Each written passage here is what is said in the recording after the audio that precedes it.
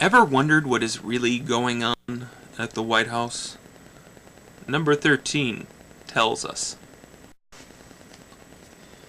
President Bush and his lookalikes, the biological identical twins who were raised in secure settings as a backup, have been assured since birth that they would rule the world during the end times. It is no accident that Herbert Bush headed the CIA in the 1970s and was selected as Reagan's vice president. The Bush family had plans. The Bush clones, who were in fact identical twins as the zygote, was split and implanted into Barbara, and several surrogate mothers showed the serious intent. As should the brother in the public eye develop a fatal illness, or go insane, or refuse to be directed by the cabal planning to rule the world, they could substitute another brother. At present, there are only two brothers alive and operational. One in the White House and the other living with the puppet master. The development of the Diebold voting machine with software holes that allow totals to be manipulated from a remote location was part of the Grand Bush plan. The invasion of Iraq to gain the Middle East oil was another such part of the Bush plan, and is the reason George Herbert Bush left Saddam in place, so he would have to be removed at a later date. The plan has hit the skids on all fronts. I assume the puppet master he's referring to is that character from those full moon movies with the dude with the spiky head and all that. Number 14. Speed and mass equals velocity! Curse you, high school physics, for never teaching me this. Our next nominee seems a little confused about what country borders Germany on the east. Kinda like saying Hitler attacked France to start World War II, and a debunker would respond, no, no, no. He attacked Poland to start World War II, picking up on distinctions with no differences. And I will state again, Ian, this doesn't apply to you, but then again, not much does. There is a traitorous undertone to debunking at this late stage of the process. Our next nominee was apparently part of a super secret Air Force. From a military point of view, I believe that in one of my past lives I was a World War II U.S. Air Force pilot. Our drawbacks in intelligence and spy data was what caused 9/11. Yeah, because it's not education in this life that's important.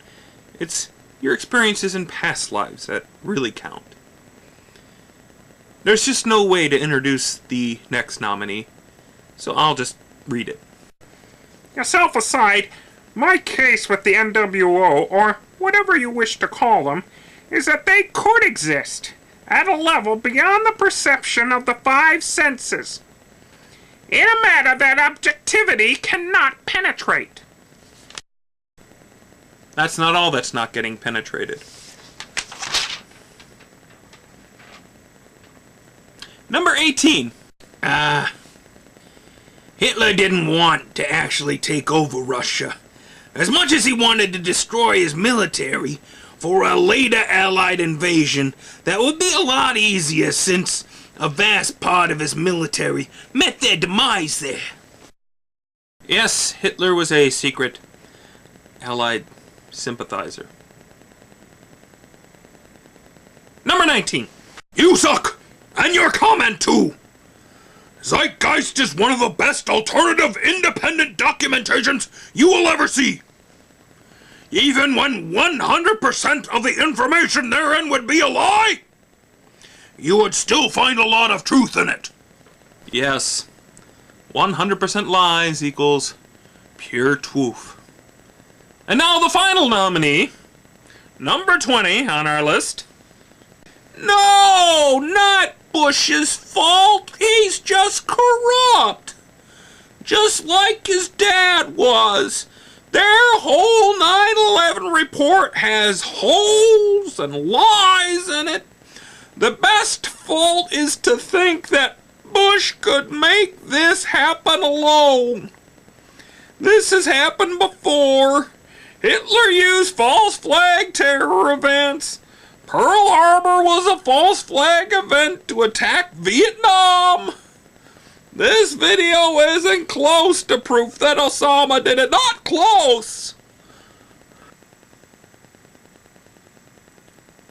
Hang on.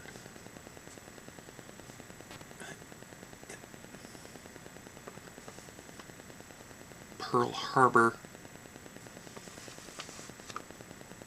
Vietnam?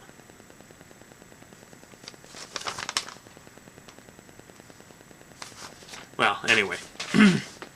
This concludes the reading of the nominees for the 28th Annual Stundie Awards for the month of November 2007.